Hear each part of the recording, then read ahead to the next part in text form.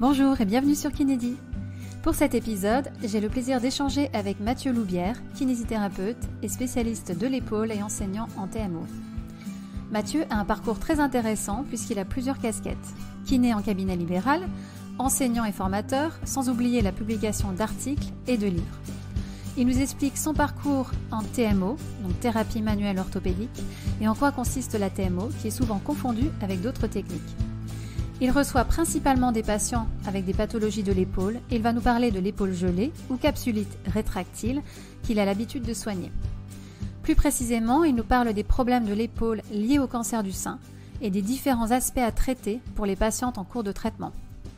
Il nous explique aussi comment il s'organise chaque semaine en jonglant avec ses multiples casquettes pour maintenir le cap.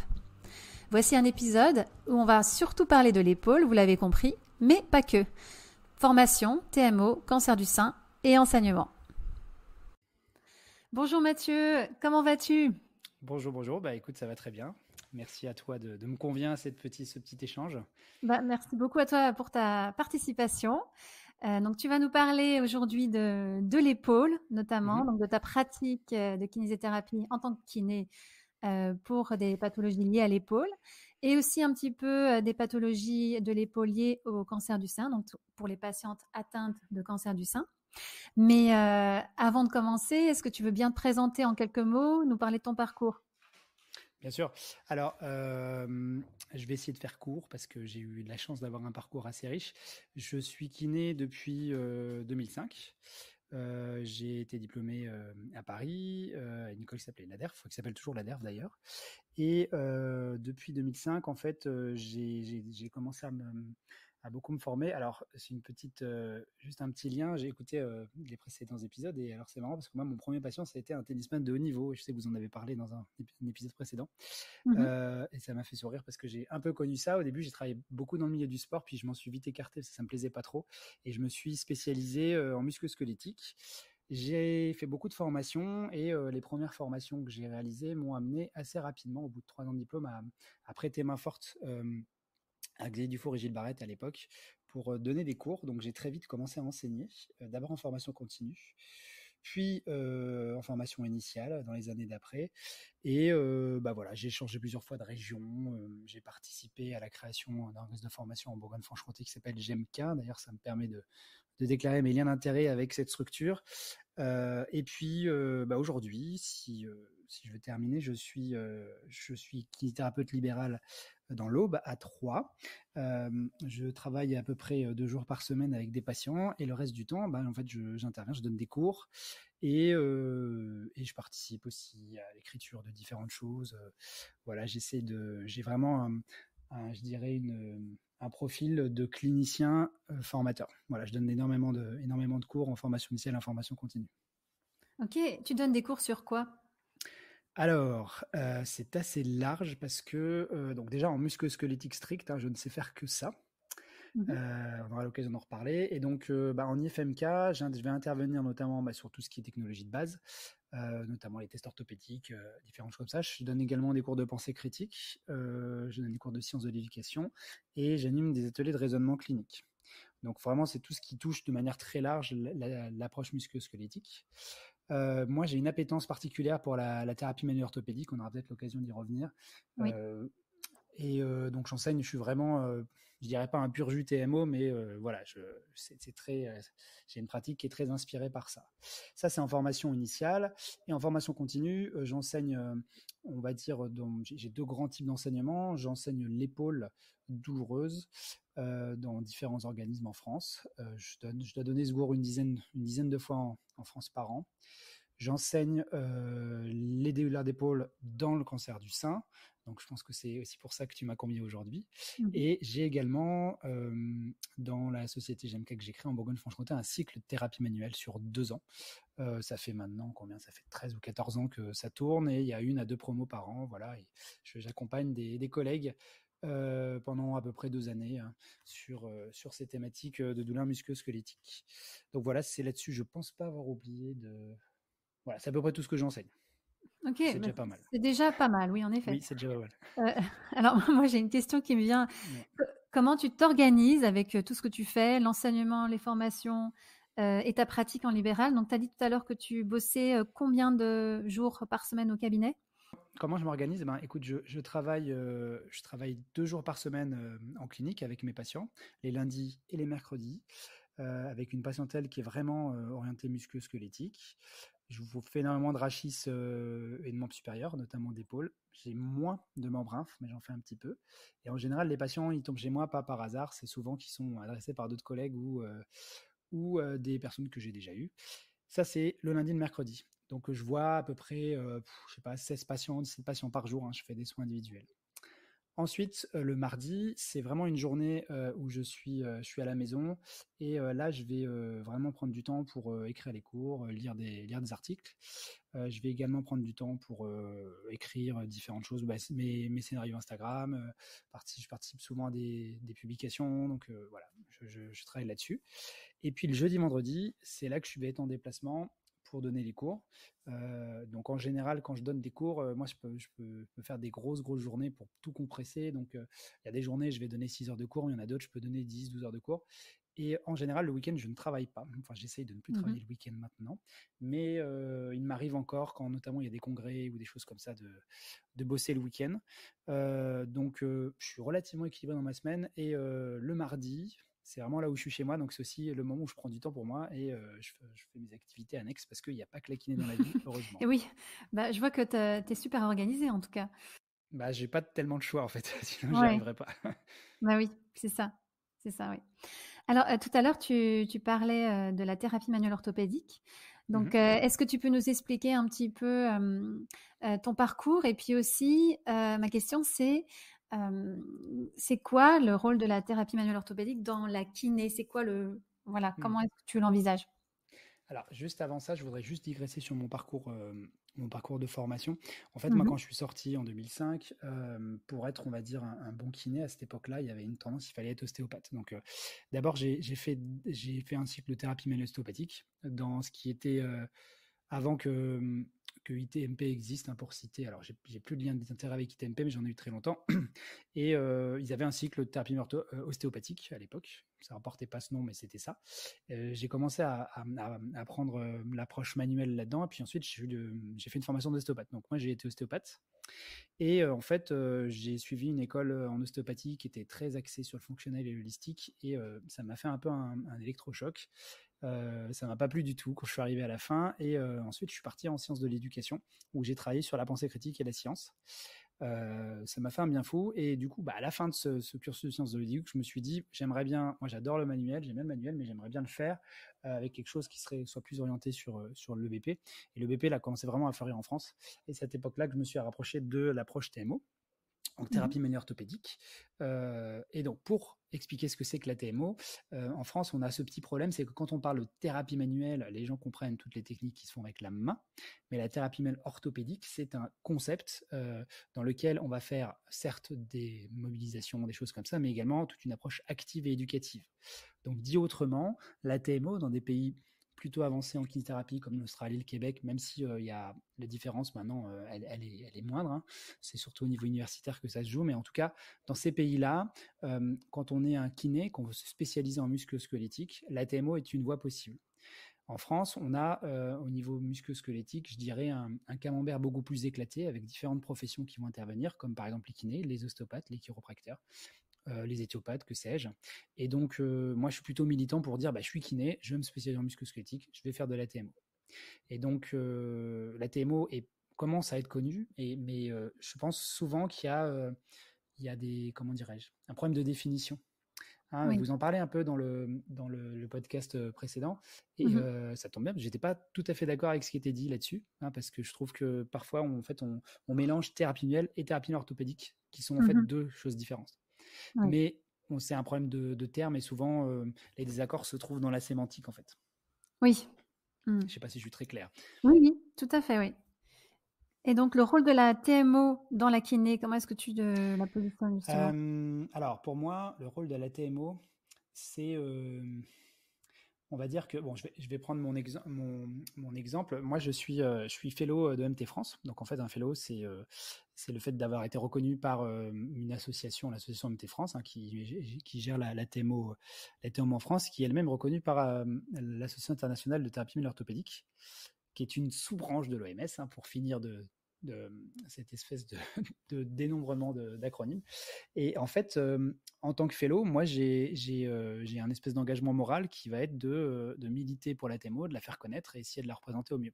Et donc, c'est pour ça que j'en parle beaucoup. Et quel rôle elle joue? Bah, pour moi, elle joue un rôle pas suffisant, mais c'est compliqué pour les professionnels TMO parce que je trouve, hein, comme je l'ai dit précédemment, il y a une sociologie d'exercice en France qui est extrêmement diversifiée, et tant mieux d'ailleurs, qui fait que bah, du coup, la plupart des gens, quand ils pensent thérapie manuelle, ils vont se tourner vers des thérapeutiques comme l'ostéopathie. Ouais. Tu vois, qui est beaucoup plus du fait de l'histoire. On n'en est pas là pour écrire Oui. l'histoire. J'en ai déjà parlé longuement sur un autre podcast, mais il y a eu au niveau historique, ça s'est construit comme ça. Donc le rôle, moi, que j'aimerais bien qu'elle joue, la TMO, c'est qu'elle soit plus connue, que les gens y viennent plus. Mais encore une fois, c'est mon avis et c'est vraiment moi l'approche qui me correspond le mieux à titre personnel.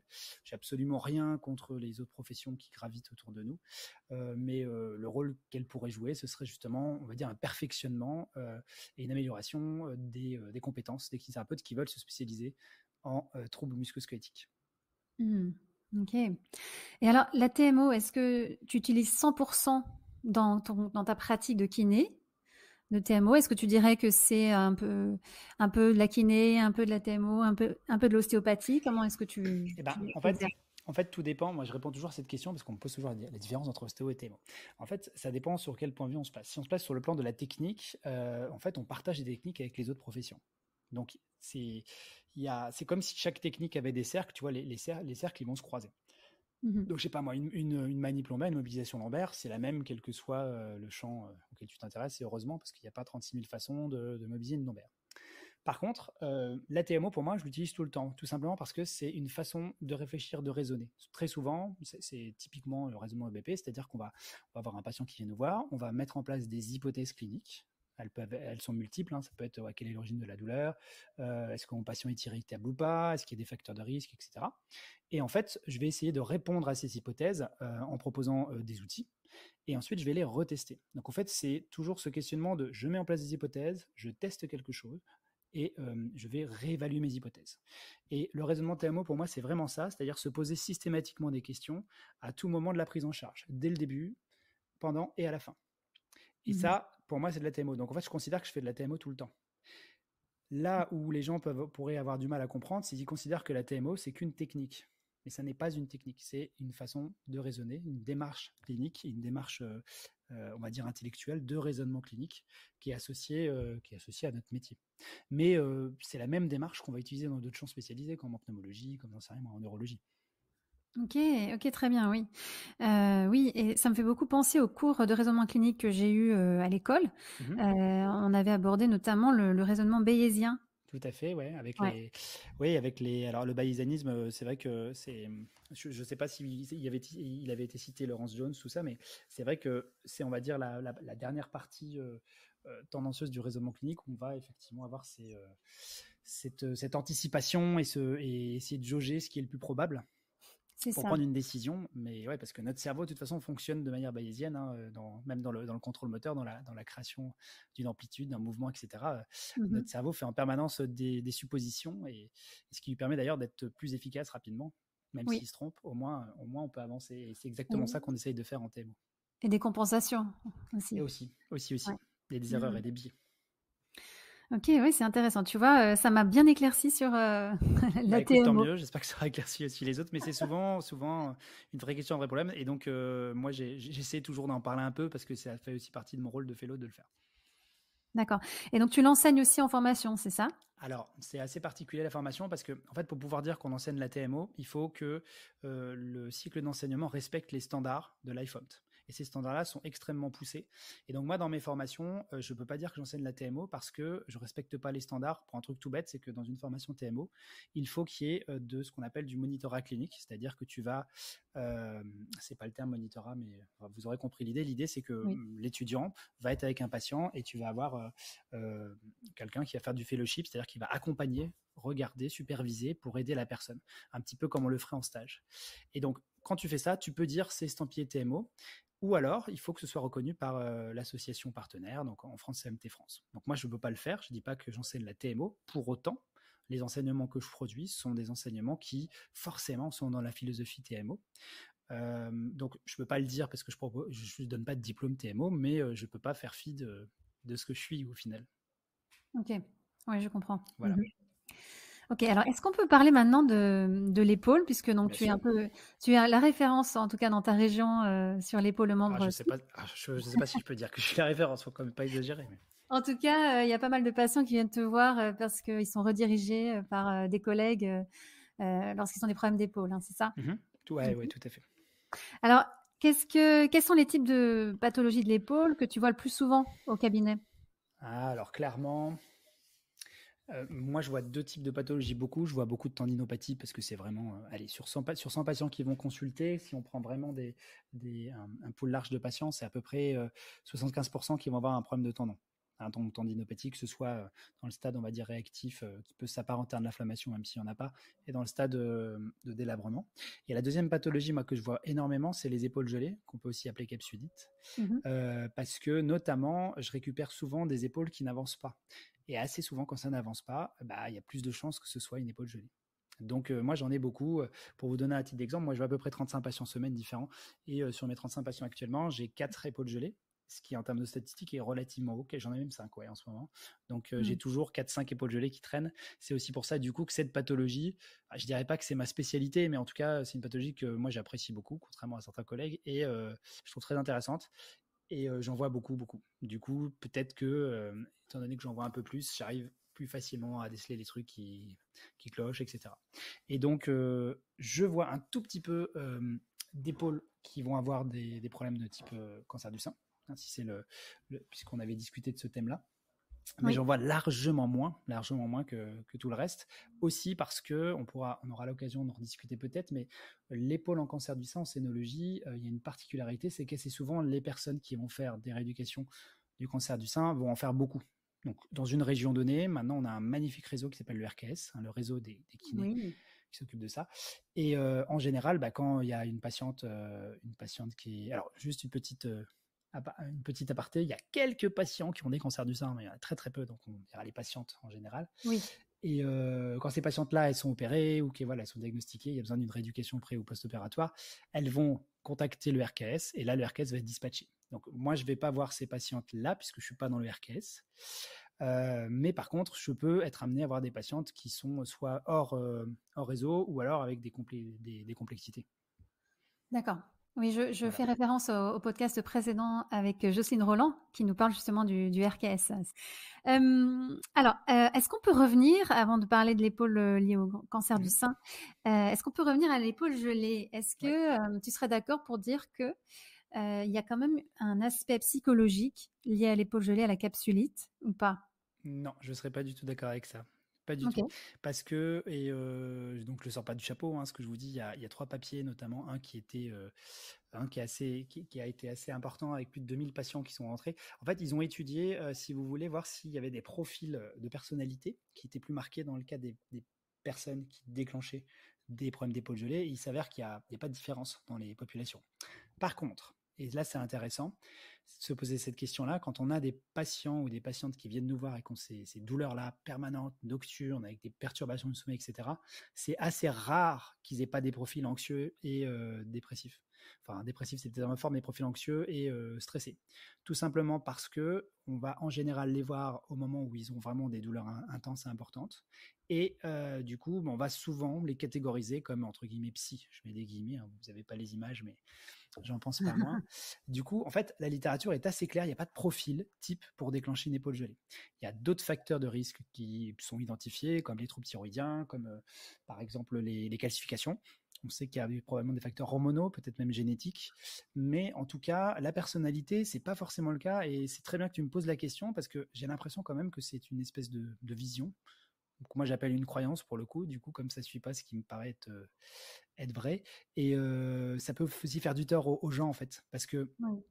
on a beau dire, mais quand une personne on lui dit que c'est psychologique ou qu'elle pense comprendre que c'est psychologique, c'est assez culpabilisant pour elle. Oui, Et si on se trompe, c'est terrible. Parce qu'en fait, non seulement on la met dans le rouge parce qu'on l'a fait culpabiliser, mais en plus, on dit n'importe quoi. Donc c'est moi, vrai. j'essaye Mmh. là-dessus de mettre un petit peu de... Alors, évidemment, dans certains cas, comme n'importe quelle problématique, on peut avoir des douleurs qui proviennent d'un problème émotionnel, d'une problématique particulière. On a tous eu des patients et des patientes qui ont subi des violences, des accidents de la route, des trucs comme ça. Et on a un stress post-traumatique qui va générer derrière des perturbations au niveau de leur état. Par contre, clairement, il faut faire attention dans l'épaule gelée de ne pas faire ce raccourci-là. OK. Mmh. Il y a 3 phases, hein, dans l'épaule gelée, c'est Ah, ça? c'est pas toujours le cas. Mais allez, on va dire, on va faire un petit raccourci. Ouais. Effectivement, on peut tout à fait imaginer qu'il y ait 3 phases, mais en général, nous, ce qu'on essaie de faire en pratique, c'est qu'on va essayer de séparer d'un côté lorsque la douleur elle domine et de l'autre côté lorsque la raideur domine. C'est Oui. un petit peu plus simple pour nous d'un point de vue clinique. Mmh. Mmh. Donc, toi, comment tu traites une épaule gelée? Donc j'imagine quand c'est très algique, tu vas y aller, doucement avec des mobilisations plutôt douces. Après, voilà, est-ce que tu as un protocole que tu utilises? Comment est-ce que tu fais? Alors, j'ai pas de protocole que j'utilise. Par contre, je ne vais pas forcément mobiliser. En fait, ce qu'il faut respecter dans la phase douloureuse, c'est qu'il faut essayer de mettre en place des stratégies qui permettent de ne pas augmenter la douleur et si faire se peut de la faire baisser. Et donc en général, ce qu'on a tendance à faire aujourd'hui, alors je ne vais pas aller trop loin sur la question parce qu'il faudrait que je sois plus long, mais en fait, on a identifié que certains patients avaient non pas tellement un problème de capsule, mais plutôt un problème de spasme musculaire dû notamment au phénomène douloureux.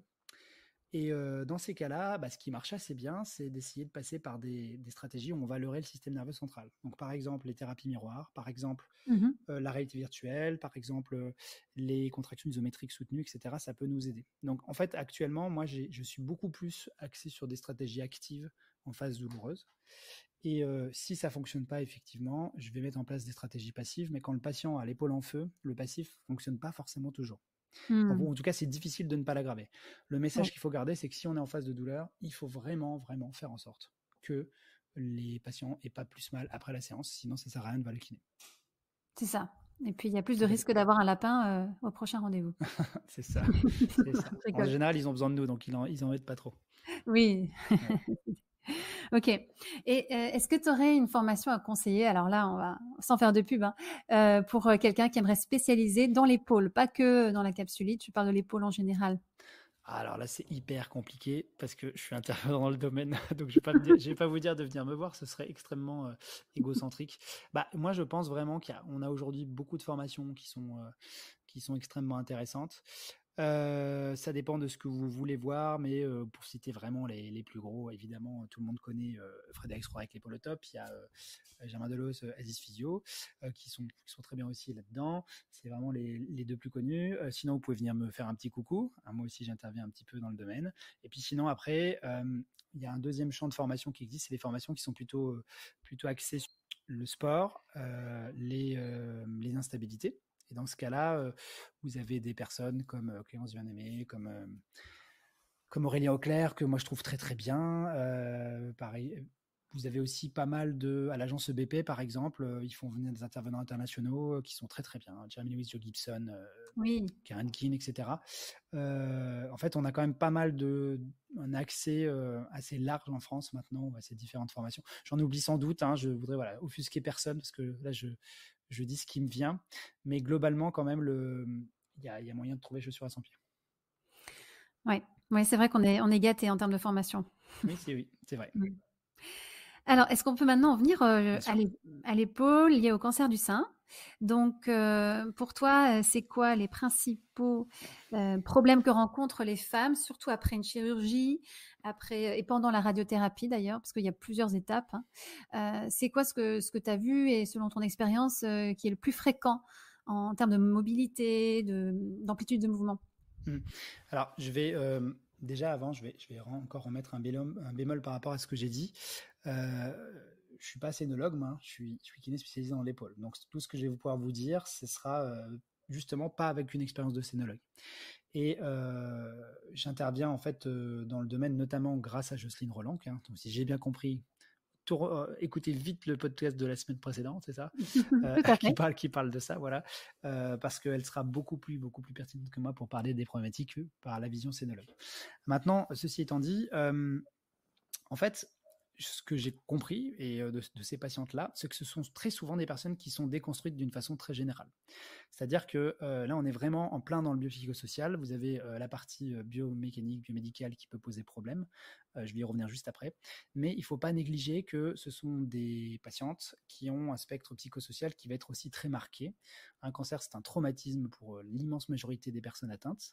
Et on a une déconstruction physique, parfois avec justement un nouveau corps qu'il faut se réapproprier, avec des modifications dans la vie intime, dans la vie sociale, dans le travail. Donc on a vraiment des personnes qui sont atteintes sur tous les plans. Une fois qu'on a dit ça, maintenant si on s'intéresse vraiment à ma spécificité, ma spécialité, ça va être tout ce qui va être troubles biomécaniques. Ce qu'on va avoir comme conséquence de ces pathologies-là, allez, je vais les séparer en quatre grosses parties. On a bien sûr des conséquences douloureuses, avec des douleurs qui vont être vraiment, vraiment marquées, qui peuvent même dépasser les 3 mois. Hein. On a des chiffres, c'est entre 25 et 60% des patientes qui ont subi par exemple une mastectomie vont avoir des douleurs qui dépasseront les 3 mois, donc potentiellement qui pourront entrer dans ce qu'on appelle la douleur persistante, qui va d'ailleurs nécessiter de mettre en place des stratégies particulières. On va avoir des douleurs qui vont être forcément orientées, en tout cas créées par le geste chirurgical, les cicatrices, les différentes complications qui peuvent venir, la radiothérapie avec des brûlures. Donc les douleurs, c'est vraiment très marqué. Deuxième chose, on peut avoir des problématiques d'amplitude qui vont se mettre en place. Ces problématiques d'amplitude, elles peuvent en plus générer une perte de chance pour ces patientes parce que si on a une perte d'amplitude, on ne peut pas forcément avoir de radiothérapie puisqu'il faut avoir le bras levé pour cet examen. Donc les pertes d'amplitude, c'est très très important de les récupérer. Et dans les secteurs qui vont plus perdre, en général, c'est tout ce qui va être élévation, abduction, rotation externe et rotation interne. Pourquoi on perd notamment rotation interne? Parce qu'on peut avoir aussi le port A4 qui fait mal devant. Oui. Ensuite, le troisième conséquence, c'est des conséquences qui vont être musculaires. Et donc, dans le musculaire, il y a 2 volets principaux. Allez, j'en rajoute 3 volets principaux. Le premier qui est en lien avec la douleur, c'est tout ce qui va être spasme et contracture, douleur musculaire, avec ces fameux cycles on pourra peut-être y revenir, mais de posture, de position, qui fait que les muscles ils vont se retrouver soit on va dire en fragilité, pour essayer d'utiliser des termes qui passent partout, fragilité motrice, course externe, d'autres vont peut-être être spasmés, etc. La deuxième chose, c'est qu'on va avoir des perturbations du contrôle moteur avec des changements de vitesse de réaction, de contraction, etc. On a quelques études qui commencent à sortir là-dessus. C'est très intéressant parce que ça a été pendant longtemps, pour moi, le contrôle moteur était le grand oublié des approches en scénologie. Et enfin, la troisième chose, ça va être toute cette atrophie musculaire qui va se mettre en place, notamment parce que les patientes vont subir des chimiothérapies qui vont générer de la sarcopénie et de la perte de force. On a des pertes de force qui vont jusqu'à 25% par rapport au côté opposé. Donc il y a une vraie fonte musculaire et ça va générer des problématiques d'endurance, des problèmes de force aussi, donc qui vont nécessiter, quoi qu'il arrive, de mettre en place des stratégies par exercice. Donc, je vous ai parlé de la douleur, des amplitudes musculaires. Il me reste les problèmes de lymphatique, effectivement les lymphœdèmes, qui sont nettement moins fréquents maintenant puisqu'on a beaucoup moins de curage axillaire prononcé avec la technique ganglion sentinelle. Mais disons qu'il y a toujours une lymphostase qui peut se mettre en place. Et puis on peut aussi avoir ce qu'on appelle des cordes lymphatiques superficielles qui sont en fait une stagnation qui va faire que la personne, lorsqu'elle va lever le bras, il va y avoir des cordons qui vont apparaître, qui vont limiter l'amplitude et qui vont être très douloureux. Donc on est vraiment sur ces problématiques-là.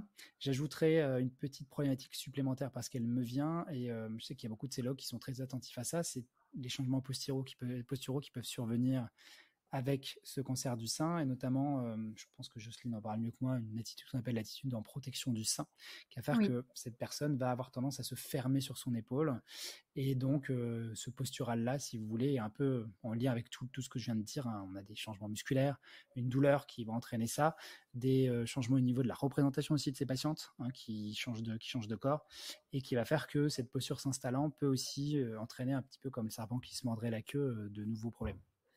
Oui, Tu as très bien résumé, oui, l'attitude en enroulement de l'épaule Mmh. et comme tu disais et aussi, j'ai envie d'ajouter à ça les cicatrices. Les cicatrices Ouais. peuvent, provoquer aussi, il y a aussi une peur en fait, une kinésiophobie parfois, hein, de lever le bras, à cause des cicatrices, Mmh. à cause des cordes. Ouais. Alors c'est ce que je disais en introduction. Si effectivement, si après on élargit dans le large, alors bien sûr la cicatrice peut être quelque chose de mécanique qui peut générer de la douleur, mais après c'est pour ça que le psychosocial, il faut vraiment le prendre aussi à bras le corps parce que là tu as cité la kinésiophobie, et le fait d'avoir un chemin de représentation, une peur peut-être, parfois aussi des croyances. Hein. Il y a encore des patients qui disent qu'il ne faut pas qu'ils fassent de l'exercice parce que sinon ça fait grossir C'est leurs ça. bras. Tout ça, ça va générer effectivement des adaptations et posturales et de mouvements qui vont entretenir le problème. Donc effectivement, la cicatrice, bien sûr. Et puis toute cette représentation, le sein, ça, on touche quand même à la féminité. Et puis, on peut avoir justement des femmes pour lesquelles c'est un traumatisme énorme et il faut se reconstruire avec Tout ça. à fait, oui. Oui, oui. Moi, je me souviens, j'avais pendant des cours de pilates que je donnais au cabinet, il y avait des patientes qui n'osaient pas se mettre sur le ventre parce que justement, elles s'étaient fait opérer. Pourtant, ça respectait les délais, après la chirurgie. Mais voilà, il y avait cette appréhension de se mettre sur le ventre, de peur d'avoir mal et pour faire des exercices pour muscler le dos, tu vois? C'est Mm. ouais. Non, mais ça m'étonne pas. Voilà. Mm. Oui, oui. OK, donc tu disais que tu donnes des formations, c'est avec Mhm. l'IPPP sur, Tout à fait. l'épaule liée au cancer du sein, c'est ça? Ouais, c'est ça. Alors en fait, pour vous raconter l'histoire, à la base, moi, j'étais pas du tout prédestiné à intervenir dans ce domaine. Il y a quelques années, il y a 4 ans, l'IPPP a organisé un congrès. Hein. Donc, j'étais lié à l'intérêt avec l'IPPP, vous avez compris. Hein. A organisé un congrès sur le cancer du sein. Et en fait, il y a Jocelyne Roland, que j'avais rencontrée dans un congrès avant, qui m'a proposé de venir intervenir sur. Elle m'a dit, est-ce que tu voudrais pas me faire un truc sur l'épaule dans le cancer du sein? Et au début, j'ai dit, bah non, parce qu'en fait, j'y connais rien au cancer du sein. Et je me suis pris au jeu parce que je me suis dit, bah en fait, moi, mes compétences à moi, du fait de mon parcours, j'ai des compétences, on va dire, de recherche bibliographique et des compétences musculo-squelettiques. Et avec cette question qui nous est venue, est-ce que finalement, l'épaule du cancer du sein ne serait pas finalement la même que des épaules en pathologie musculo-squelettique? Ou dit autrement, pourquoi dans l'épaule du cancer du sein, on ne pourrait pas faire comme une épaule entre guillemets plus classique? Et on est parti là-dessus, on a commencé à travailler avec Justine là-dessus, et j'ai commencé à donner des cours dans le domaine. Alors je vous avoue que les premières fois, j'étais pas très à l'aise parce que j'intervenais dans un domaine dans lequel j'avais pas d'expérience. Mais en fait, ça s'est très très bien passé, et j'ai déjà formé quand même pas mal de collègues là-dessus. Je dis collègues parce que collègues féminines, hein, parce je crois que sur les 150 personnes que j'ai vues, il y avait un mec, donc c'est vraiment très très C'est féminin. dommage quand même. Et oui, c'est très dommage, effectivement. Et mais je crois que quand même je vais peut-être faire c'est peut-être un préjugé, mais j'ai l'impression quand même que les femmes se forment plus que les hommes de base, et surtout dans le cancer du sein, il y a beaucoup plus de femmes qui interviennent, hein, si j'ai Oui. bien compris. Et j'en étais où? Ouais. Et donc au final, on s'en sort pas mal parce que, si vous voulez, les collègues, elles viennent avec leur expérience de terrain. Et moi, je viens avec mon expérience musculo-squelettique et bibliographique, parce que je fais des recherches et je tiens un jour une veille bibliographique sur le cancer du sein. Et en fait, cette rencontre-là fait qu'on va échanger mutuellement, et on va échanger avec nos compétences mutuelles. Et c'est un cours qui est vraiment intéressant parce qu'elles apprennent des choses qui sont transversales, puisque proches dans le musculo-squelettique. Et moi, j'en apprends de plus en plus sur le comportement de ces patientes. Hein. Donc, elle me ramène ses témoignages de terrain. Et c'est une formation qui est articulée comme ça. C'est pour ça que je ne suis pas un spécialiste de la scénologie. Par contre, effectivement, ces problématiques d'épaule dans le cancer du sein, je commence à les entrevoir un petit peu plus qu'avant parce que j'ai beaucoup échangé et on a beaucoup travaillé dessus avec Jocelyne. Oui, oui, et d'ailleurs tu parlais de recherche, je vois que tu as écrit pas mal, de publications là. Est-ce qu'il y en a une sur laquelle tu es en train de travailler pour le moment? Des publis de façon générale ou, ou sur le cancer du sein en Alors, particulier? de façon générale, sur l'épaule, cancer du sein ou J'ai quoi? J'ai un papier qui est dans les tuyaux en ce moment là. Je pense il devrait passer la review, je pense, dans un journal français, puisque j'ai pas été retoqué. Et actuellement, je travaille sur deux livres. sur un livre avec deux articles, je peux pas en dire plus parce que c'est la surprise. Et sinon aussi, j'ai les recommandations de la HS pour l'épaule douloureuse qui sont sorties il y a pas très longtemps. J'étais dans le groupe de lecture, donc ça je suis hyper content d'avoir pu participer, c'était très intéressant. Et sinon, mis à part ça, en ce moment, j'ai pas d'autres articles sous le bras, mais en général, les JFK ont lieu tous les 2 ans, et l'année précédente, je me dis, allez, Mathieu, fais un effort, cherche un truc, parce que c'est à la fois je trouve que d'écrire, c'est difficile parce qu'il faut trouver le temps, mais à chaque fois qu'on a fini, c'est comme prendre un nouveau cours ou faire une nouvelle conférence. C'est extrêmement valorisant et gratifiant. Mmh. Et là, j'ai une année qui va être assez remplie parce que j'ai été invité à 2 congrès là, et puis peut-être un gros congrès cet été. Donc je suis plutôt content de participer à ça. Même si je vous cache pas qu'à chaque fois, ça me met dans le rouge, mais c'est pas grave. Hein, ça fait partie du métier d'enseignant, je pense. Oui, oui, ben, c'est toujours bien de continuer à se former et c'est comme ça qu'on apprend, hein. Et oui, bien Mmh. sûr. Mmh. Mais je précise, je suis pas chercheur, moi. Hein, je suis pas dans un labo, donc je fais de la toute petite recherche à mon niveau. Voilà, je vais plus faire des revues de littérature, des choses Mmh. comme ça. Oui. Mathieu, tu la vois comment ta pratique dans 10 ans, dans l'idéal? Est-ce que tu ferais exactement la même chose? Ah, c'est une question intéressante. Il y a 5 6 ans, j'aurais pu te répondre, mais là aujourd'hui, c'est vraiment difficile pour moi parce que je trouve que notre exercice a énormément évolué depuis 5 ans dans la pratique, dans la forme. Forcément, l'exercice évolue aussi avec les évolutions sociétales. Et du coup, j'ai vraiment du mal à me projeter sur 10 ans. Je pense que je serai toujours kiné. J'espère continuer de donner des cours, en tout cas pas perdre l'envie et le plaisir que j'ai à le faire. Mais j'ai vraiment du mal à me projeter beaucoup plus que précédemment. Peut-être parce que on a des incertitudes de façon générale sur plein de choses. Peut-être que c'est ça. Mais j'aimerais bien continuer à être kiné, continuer à voir mes patients et puis pas être lassé, de faire toutes ces choses différentes qui se nourrissent les unes les autres. Oui, et je crois, enfin, en tout cas pour ma part, je trouve que tu as trouvé un bon équilibre entre tes patients que tu vois au cabinet, les formations, les articles. Et c'est ça que j'aime en fait dans le métier de kiné, c'est qu'on peut faire plein de choses pour casser un peu la routine, parce que il y en a qui arrivent à voir. Pour moi, c'est c'est une force en eux. Je sais pas, qui font 50 heures à ne voir que des patients toutes les semaines, alors que bon. Toi, en tout cas, moi, j'aime bien ta façon de travailler. Tu varies les plaisirs, j'ai envie de dire. C'est gentil. Moi, je n'y arriverai pas à faire 50 patients à l'heure. C'est peut-être pour ça que je fais autre Ouais. chose. Hein. Parce que très rapidement, aujourd'hui, j'ai même réduit mes heures journalières parce qu'avant, je faisais des journées à 10 12 heures. Et moi, aujourd'hui, c'est très simple. Je fais en gros 9 heures, 17h30, 18h. En fait, avec le temps, j'ai réduit la voilure. Alors, il y a un soir par semaine, je finis à 18h30. Mais pourquoi? Parce que je me suis rendu compte qu'au final, si on va être, enfin, moi en tout cas, avec ma charge mentale, je peux pas être efficace plus longtemps. Et je préfère dire non à des patients et essayer de travailler le mieux possible que je peux. Même en faisant ça, j'ai des moments de fatigue, des moments où les patients, j'ai moins de patience, hein, je sens Ouais.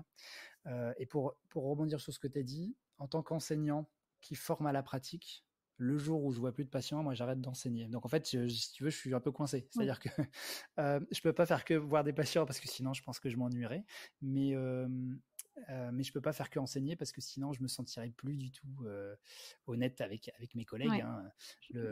C'est ça qui est intéressant aussi avec un formateur, c'est qu'un formateur qui continue de voir des patients, il sait de quoi il parle, il connaît les galères, il connaît les échecs, et ça faut pas l'oublier parce que ça fait notre quotidien en fait. Oui. Oui, je suis d'accord avec toi. Oui. Alors, j'en arrive à ma dernière question. Mhm. Qu'est-ce que tu aimerais voir évoluer dans le métier de kiné? Alors, qu'est-ce que j'aimerais voir? Je pense que j'aimerais bien qu'on soit mieux valorisé. Ça touche pas qu'au financier parce que effectivement juste dernièrement là on a eu une revalorisation financière que moi je trouve absolument ridicule et honteuse, mais bon Mhm. après voilà ça n'engage que moi, mais une valorisation symbolique. J'aimerais bien que la kiné puisse être vue de manière beaucoup plus vertueuse. Alors moi, dans mon petit microcosme de collègues que je vois, j'ai l'impression que ça bosse bien, mais en fait, pour parler du secteur où je travaille, j'ai pas mal de patients qui me disent ah là là, qu'on a vu un cabinet, on était 10, enfin voilà, je vais pas vous refaire l'histoire, mais vous voyez ce que je veux dire. Et je trouve que ça valorise pas trop notre image. Donc j'aimerais bien qu'on soit plus revalorisé. Peut-être que ça c'est mon côté un peu chiant. J'aimerais bien qu'on nous impose un travail plus qualitatif, mais il faudrait nous donner les moyens de le faire. C'est toujours pareil, mais j'aimerais que peut-être qu'il n'y a pas une instance de contrôle, mais qu'on valorise la qualité. Et je suis plutôt pour le développement des spécialisations dans les secteurs qui sont surdotés. Dans les villes où il y a suffisamment de kinés, je pense que ça serait bien qu'il y en ait qui se spécialisent en neuro, en pneumo, etc. Ce qui est plus ou moins déjà le cas. Mais on ne peut pas généraliser une spécialisation parce qu'en campagne, souvent les kinés, moi je les admire, hein, ceux qui font tout. Je ne sais pas comment ils font. Enfin, je trouve ça admirable de réussir à assurer ce service dans les petites villes. Moi, j'ai beaucoup d'admiration pour ces collègues-là qui galèrent parce qu'ils essaient de faire tout. Moi, quand je vois que c'est déjà tellement difficile d'être entre guillemets à la pointe sur un domaine, j'ai beaucoup d'admiration pour les kinés généralistes. Voilà, je suis hyper fan et je trouve qu'ils ont énormément de courage de réussir à maintenir justement un niveau de qualité en étant à la campagne. Donc peut-être la spécialisation en ville, ça serait pas mal, mais il faudrait pas faire que ça parce qu'effectivement sinon après les patients pourraient plus être vus en campagne, etc. Ok, ouais, c'est intéressant comme observation, ouais. Bah écoute, merci beaucoup Mathieu pour cet échange super intéressant. Merci à toi de m'avoir convié à ce podcast. Ça m'amuse toujours d'être de l'autre côté du micro. J'espère que vous aurez appris des choses. Puis si vous voulez me contacter, vous avez des questions, etc., vous pouvez me trouver sur les réseaux sociaux. Il y a pas de oui, on mettra les liens donc vers toutes les informations que tu m'enverras, donc ton site, okay. Voilà, tout ce que tu veux communiquer, sur quoi tu veux communiquer, n'hésite pas. Voilà, très bien. Merci, gentil. Merci beaucoup. Au revoir Mathieu. Merci, au revoir. Si cet épisode vous a plu, vous pouvez vous abonner sur Apple Podcast, laisser un avis et n'hésitez pas à le partager sur les réseaux sociaux. Si vous êtes kiné et que vous souhaitez participer à ce podcast pour partager votre expérience, écrivez-moi à kinégabriel@gmail.com. Si vous souhaitez suivre notre invité sur les réseaux sociaux, vous pouvez cliquer sur les liens en bas de la page de l'épisode. Enfin, n'hésitez pas à suivre le podcast sur Instagram à kinédi_podcast.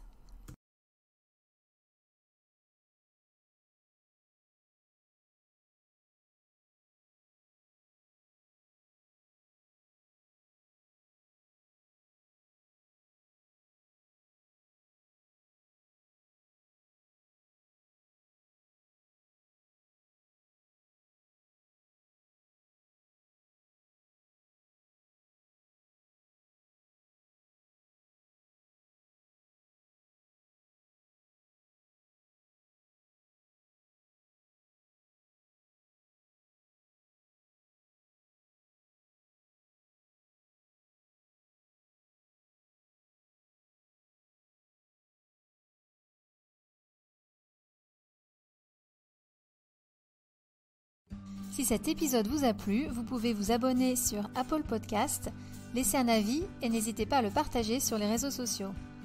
Si vous êtes kiné et que vous souhaitez participer à ce podcast pour partager votre expérience, écrivez-moi à kinégabriel@gmail.com. Si vous souhaitez suivre notre invité sur les réseaux sociaux, vous pouvez cliquer sur les liens en bas de la page de l'épisode. Enfin, n'hésitez pas à suivre le podcast sur Instagram à kinédi_podcast.